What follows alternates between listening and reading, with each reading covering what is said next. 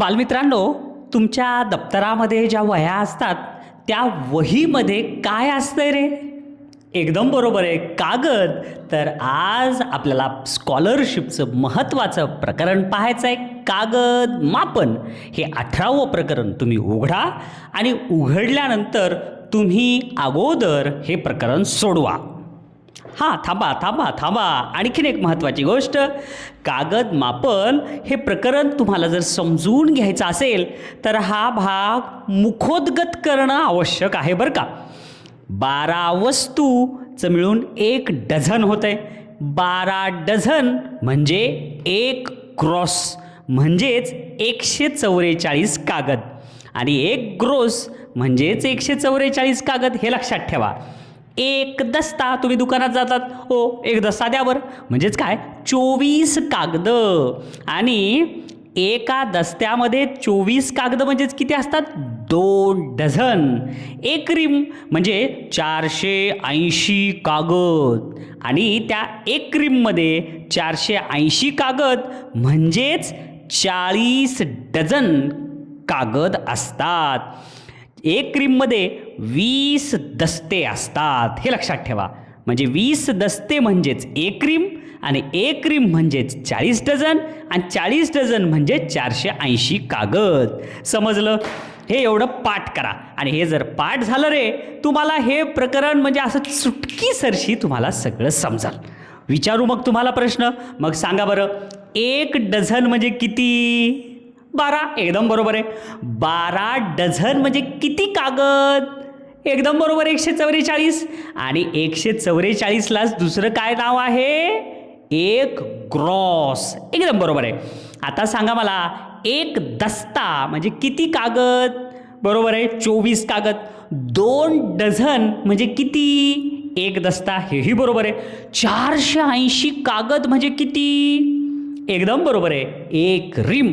मग एका रिममध्ये किती दस्ते असतात? 20 दस्ते, हेही बरोबर आहे. हे मग तुम्हाला जर सगळं पाठ झालं असेल ना, तर स्वाध्याय 18 हे पूर्ण स्वाध्याय 18 तुम्ही अगोदर सोडवा, मन लावून स्वतः सोडवा. विद्यार्थी मित्रांनो, तुम्ही जर हा भाग पाठांतर केला आणि स्वाध्याय 18 शिकवण्याच्या अगोदर तुम्ही एकदा जर सोडवलेला असेल ना, तर तुम्हाला प्रकरण फार सोपं जाणार आहे. बघा, पहिलाच प्रश्न, 432 कागद बरोबर किती ग्रोस कागद? एकदम सोपा प्रश्न आहे. आता ग्रोस किती असतो? 144 कागदाचा 1 ग्रोस. मग आता 144 आणि 144 मिळून किती होतात? 288. म्हणजे हे पर्याय तर येणार नाही. 432 कागद म्हणजे किती ग्रोस? मग आता तिसरा घेऊ. मग आता 144 ह्याच्यात 144 आणि 144 हे तीनदा जर हे मिसळलं, बेरीज केलं, तर 4 1 4, 4 2 8, 4 त्रिकोण 12ला 2 आलं की रे, एकक स्थानी 2. हातच्या आले 1, 4 त्रिकोण 12 आणि 1 13. हातचा आला 1 आणि 432 म्हणजे किती ग्रोस? तर 3 ग्रोस. म्हणून उत्तर पर्याय नंबर 2. लगेच वर्तुळात पर्याय नंबर 2 हे रंगवणं आवश्यक आहे. समजलं? अत्यंत सोपं असं हे प्रकरण आहे. पहा पुढचा प्रश्न पाहूया. दुसरा प्रश्न काय दिलेले दुसऱ्या प्रश्नात? हे बघा, 12 दस्ते. आता 12 दस्ते म्हणजे किती आहेत? 1 दस्ता म्हणजे किती असते रे? 1 दस्ता म्हणजे 24. मग 12 दस्ते म्हणजे किती येईल? 12 1 12, 12 2 24, 12 3 36, 12 चौक 48, 8 हातचे आले 4, 12 2 24 आणि 4 28. म्हणजे हे किती झाले रे? 288 अधिक 1 ग्रोस. 1 ग्रोस म्हणजे किती आहे? तर 1 ग्रोस म्हणजे 144. 144 अधिक 1 डझन म्हणजे 12 झालं. ह्यांची बेरीज करायची, उत्तर शोधायचं आणि वर्तुळ रंगवायचं. किती सोपं आहे, फक्त हे पाठांतर पाहिजे. मग काय? 288 अधिक 144 अधिक 12. मग 8 आणि 2 10 आणि 4 14ला 4 हातचा आला 1, 8 आणि 2 10 14ला 4 हातचा आला 1 आणि इथं 444 म्हणजे पर्याय नंबर 1. पर्याय नंबर 1चं वर्तुळ रंगवा. किती सोपं आहे, ते पाठ करा. हे तुम्हाला पाठांतर पाहिजेच पाहिजे. बघा पुढचा प्रश्न. बघा बरं, तिसरा प्रश्न. एका शाळेने हस्तलिखितांसाठी 3 ग्रोस रंगीत कागद व 6 ग्रोस पांढरे कागद मागवले. जर 24 वर्गांपैकी प्रत्येक वर्गाला समान संख्येने कागद वाटले, म्हणजे रंगीत पण तेवढेच आणि पांढरे पण तेवढेच, तर प्रत्येक वर्गाला अनुक्रमे किती रंगीत कागद व किती पांढरे कागद मिळाले? फार सोपं आहे. बघा, रंगीत कागद किती आहेत? 3 ग्रोस. पांढरे कागद किती आहेत? 6 ग्रोस. आता 3 ग्रोस म्हणजे किती रे? 1 ग्रोस म्हणजे 144 आणि 3 ग्रोस काढायचं म्हणजे त्याला 3 न गुणायचं. 4 त्रिकोण 12ला 2, हातचाला 1, 4 त्रिकोण 12 आणि 1 13ला 3, हातचाला 1, 3 1 3 आणि 1 4 म्हणजे झालं 432. 3 ग्रोस किती वर्गात वाटायचे? 24 वर्गात वाटायचे. म्हणजेच काय करायचं? 24 भागिले 432. मग काय होईल? 24 1 24 आणि 24 2 48 मोठं व्हायला म्हणजे 24 1 24. मग आता इथं 24 वजा केले. 3 मधून 4 वजा होत नाहीत म्हणून इकडून 1 घेतलं. 13 झाले, इथं 3 झाले. 13 मधून 4 गेले, उरले 9 आणि 3 मधून 2 गेले 1, वरून घेतलं 2 आणि 24 8 92. मग इथं 8चा भाग गेला आणि उत्तर आलं 18. मग आता एक लक्षात घ्या, हे प्रत्येकी 18 आले तर 3 ग्रॉसच्या दुप्पट हे 6 आहे, म्हणजे 18च्याही दुप्पट तिथं येईल. म्हणजे किती येईल? 36. आहे का पर्यायात? बघा, 18 आणि 54 आहे. नाही, हे तर 36 आहे. सुरुवातीला जे आलं आहे ते रंगीत कागदाचं आहे बरं का. इथं 36 आहे आणि हे 18 आणि 36 हे करेक्ट आहे. हे रंगीत कागद आणि हे पांढरे कागद. गोंधळून जाऊ नका बरं. जर तुम्ही क्रम चुकला तर तुम्ही पर्याय 2च बरोबर वाटेल आणि 2 रंगवताल आणि उत्तर मेहनतीनं काढलेलं उत्तर चुकाल. म्हणून पर्याय नंबर 3 हे त्याचं उत्तर करेक्ट आहे आणि बरोबर तोच वर्तुळ रंगवा. पहा बरं, चौथा प्रश्न. 1.25 रिम कागदांपैकी 15 दस्ते कागद छपाईसाठी वापरले आणि जर 3 डझन कागद खराब झाले असतील तर किती कागद शिल्लक राहिले? कितीपैकी 1.25 रिम. आता 1 रिम म्हणजे 480. 480चे अर्ध किती? 240. ही झाली अर्धी रिम आणि अर्ध्याच्या अर्ध म्हणजे किती रे? 120. म्हणजे ही झाली पाव रिम. म्हणजेच 1.25 रिम म्हणल्यावर 480 अधिक 120 बरोबर झाले किती? 4 5 6. 600 कागद हे 1.25 रिम झाले. मग या 1.25 रिमपैकी 15 दस्ते वापरले. मग 15 दस्ते म्हणजे किती? एक दस्ता कितीचा असतो? 24. मग काय? 24 गुणिले 15 जर केलं तर किती? 15 2 30, 15 3 45, 15 चौक 60 ला 0 हातचे आले 6, 15 2 30 आणि 6 36, 360. 15 दस्ते म्हणजे किती झाले रे हे? 360. एवढं समजलं? 1.25 रिम म्हणजे तुझं सुद्धा समजली. आणि 3 डझन म्हणजे किती? 1 डझन म्हणजे 12 आणि 3 डझन म्हणजे 12 1 12, 12 2 24, 12 3 36. आता सगळ्याची किंमत कळाल्यानंतर प्रश्न वाचा. 1.25 रिम कागदापैकी म्हणजे 600 कागदापैकी 15 दस्ते कागद छपाईसाठी वापरले. ह्याच्यातून 600 मधून 360 वापरले. म्हणजे 600 मधून 360 वजा करा. 0 इकडं राहिले 5, इथं 10. 10तून 6 गेले 4, 5 मधून 3 गेले 240. आणि पुन्हा काय म्हणले? आणि जर 3 डझन कागद खराब झाले म्हणजे 36 कागद खराब झाले म्हणजे या 240 मधून 36 खराब झाले. इथं राहिले 3, 10तून 6 गेले 4, 3 मधून 3 0, 204 शिल्लक राहिले. पर्याय क्रमांक 3 व्यवस्थित रंगवायचं आहे. समजलं बालमित्रांनो? स्टेप बाय स्टेप व्यवस्थित क्रिया करत गेलं की उत्तर येते. पहा पुढचा प्रश्न. पहा बरं, 5वा प्रश्न पण एकदम सोपा आहे बरं का. काय म्हणले? 4860 कागदांचे किती दस्ते होतील आणि किती कागद उरतील? मग आता एक दस्ता म्हणजे कितीचा असते रे? 24. म्हणून 24नं या 4860 कागदांना भागायचं. 24 एक 24, 24 दोन्ही 48, 48 मधून 48 गेले 0, वरून घेतले 6. 24 या 6ला भाग जात नाही म्हणून शून्याचा भाग, म्हणून इथं 0 वजा केलं, इथं 6 वरून घेतला परत 0. 24च्या पाड्यात 60 येत नाहीत, पण 24 दोन्ही 48 म्हणून पुन्हा 48 वजा करा. 10तून 8 गेले, इथं उरले 2 आणि इथं राहिले होते 5. 5 मधून 4 गेले 1, म्हणजेच 202 दस्ते तयार होतील आणि 12 कागद उरतील. हे पर्याय नंबर कितीमध्ये आहे? 4 मध्ये. म्हणून 5व्याचं उत्तर पर्याय नंबर 4. समजलं? समजून घ्या आणि व्यवस्थित सोडवा. परीक्षेत ह्याच्या सारखे प्रश्न 100% येणार. पहा बरं, 7वा प्रश्न. 3360 कागद म्हणजे किती रीम कागद?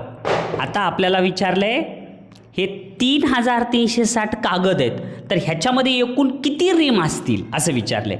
मग एक रीम म्हणजे किती रे? 480. आणि 10 रीम म्हणजे 4800 होईल. बरोबर आहे ना? 10 रीम म्हणजे.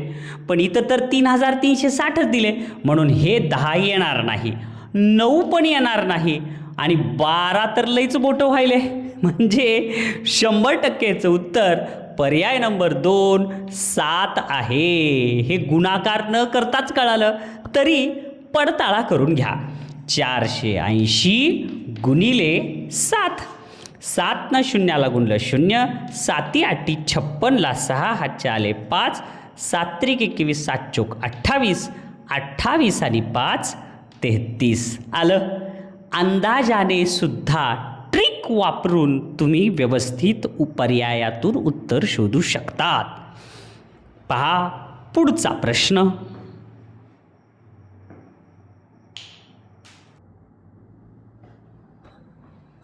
पहा बरं मुलांनो, 7वा प्रश्न पण असंच आहे बरं का, एकदम सोपा आहे. 400 रिम कागदांपैकी 325 रिम कागद वह्यांसाठी वापरले, तर किती दस्ते कागद उरले? आता किती दस्ते विचारले. आता हे दस्ते आहेत बरं का रे, कागद नाही. मग आता किती रिम उरलं ते तरी काढू. 400 पैकी 325 वापरलं म्हणजे 10तून 5 गेले 5, 9तून 2 गेले 7 आणि 3 मधून 3 गेले 0. 75 रिम उरली. बरोबर आहे. मग एका रिममध्ये 20 दस्ते असतात. बघा एका रिममध्ये किती दस्ते असतात? 20. मग 75 रिममध्ये किती दस्ते? म्हणून 75 गुणिले 20 करावं लागल. मग काय येईल? शून्यानंच गुणूया. 0 0 अधिक 5 दोन्ही 10ला 0, हातचा आला 1, 7 दोन्ही 14 आणि 1 15 आणि उत्तर आलं 1500 दस्ते. म्हणून उत्तर पर्याय नंबर 1. समजलं बालमित्रांनो? किती सोपं होतं हे सुद्धा गणित.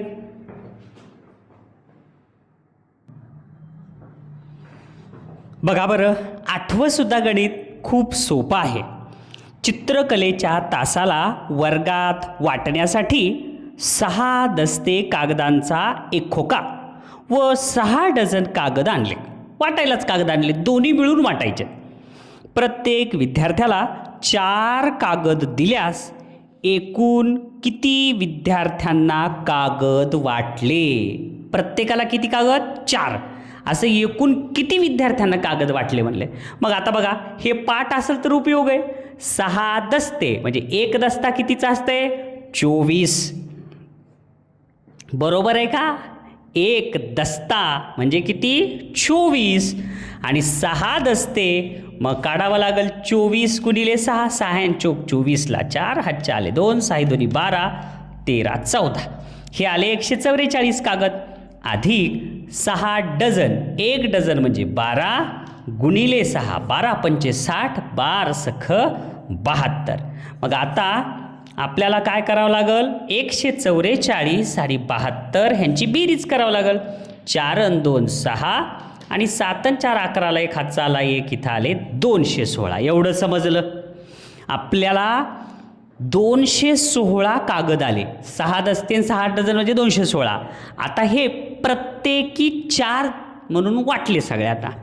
प्रत्येकी 4 म्हणजे 4 भागायचं. 4 भागिले 216, 4 पंचे 20, बाकी 1. नक्कीच ह्याचं उत्तर पर्याय नंबर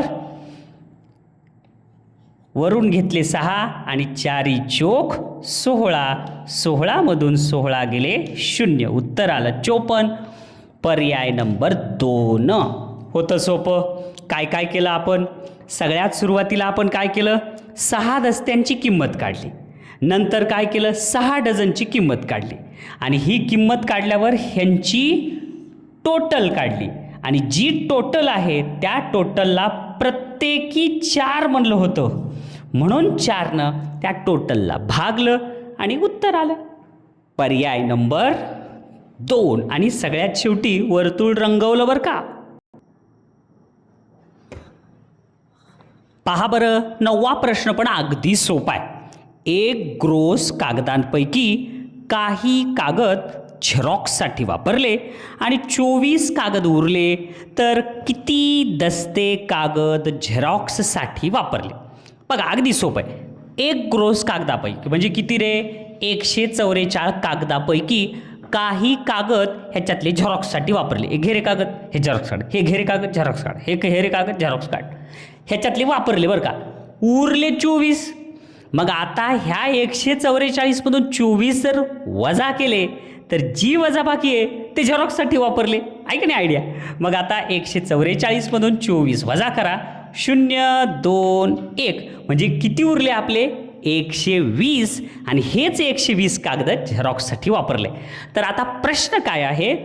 प्रश्न असा आहे, तर किती दस्ते? आता कागद म्हणलं नाही, कागद म्हणलं असतं तर पटकन 120 सांगितलं असतं, पण त्यांनी काय म्हणाले? किती दस्ते कागद झेरॉक्ससाठी वापरला. मग एक दस्ता म्हणजे किती? 24. आणि किती कागद वापरलेत आपण? 120. मग 24नं 120ला भागायचं. 24 पंचे 20चे आणि मग 0 0 0. किती दस्ते वापरले? 5. म्हणून उत्तर पर्याय नंबर 9व्याचं उत्तर पर्याय नंबर 3. प्रश्न शांत वाचा, समजून घ्या आणि नंतर सोडवा. अरेच्छा, 10वा प्रश्न तर अगदी सोपा आहे. एक रिम बरोबर डॅश डॅश कागद. मग आता एक रिम बरोबर किती? 20 दस्ते. म्हणून ह्याचं उत्तर पर्याय नंबर 1. चुकलं. प्रश्न वाचलात का नीट? नीट वाचलात प्रश्न? उत्साहाने तुम्ही डायरेक्ट तेच सोपं दिसलं म्हणून लगेच तुम्हाला वाटते की मी पाठ केलेलं जे होतं ते चाललं रे बाबा, चला लगेच. तसं नाही, प्रश्न नीट वाचा. प्रश्न काय म्हणले 10वा? पुढील पैकी रिकाम्या जागा भरा म्हणलं नाही. पुढील पैकी अयोग्य पर्याय कोणता? मग ह्या एक रिम बरोबरचा अयोग्य पर्याय कोणता? एक रिम बरोबर 40 दस्ते, हे बरोबर आहे. एक रिम बरोबर 480 कागद, हेही बरोबर आहे. एक रिम बरोबर 40 डझन, हे सुद्धा बरोबर आहे. बघा 40 डझन, 20 दस्ते, 480 कागद, हे सगळं बरोबर आहे. मग चूक काय आहे? एक रिम बरोबर 40 ग्रोस, हे चूक आहे. आणि हेच आपल्याला विचारलंय की अयोग्य पर्याय कोणता. असं तुम्ही घाईमध्ये जर सोडवलात तर तुम्हाला मार्क पडणार नाहीत आणि कुठं मार्क कटले हेच कळणार नाही मग. म्हणून 10व्याचं उत्तर पर्याय नंबर 2. अशा प्रकारे बालमित्रांनो आपण बघत बघत 10ही प्रश्न सोडवले जे अतिशय सोपे होते. मला अजूनसुद्धा त्या विद्यार्थ्यांचं आश्चर्य वाटते की ते विद्यार्थी मला म्हणत होते, सर हे प्रकरण लय अवघड आहे बाबा, काहीच न गेलं आहे. आता तुम्हीच सांगा, आपण सगळे गणितं सोडवले, एक तरी गणित अवघड होतं का? हां, फक्त एक आहे, ज्या मुलांना हे पाठांतर नाही त्यांच्यासाठी अवघड नाही, खूप अवघड आहे. ज्यांना हे पाठ आहे आणि ज्यांनी स्वाध्याय 18 एकदा मनाने सोडवलं त्यांना सोपं आहे. तर आता एकदा लक्षात घ्या, ज्यांनी हे पाठांतर केलं, ज्यांनी एकदा हे मनानं सोडवलं, पुन्हा मार्गदर्शन पाहिलं, त्यांनी अजून एकदा न बघता हे स्वाध्याय पुन्हा सोडवा, जेणेकरून तुमचं परीक्षेपर्यंत अजून पक्कं होईल आणि तुम्हाला पैकीच्या पैकी मार्क पडतील. अतिशय महत्त्वाचा अशा ह्या प्रकरणाचा तुम्ही सगळ्यांनी शांत चित्ताने अभ्यास केला त्याबद्दल धन्यवाद.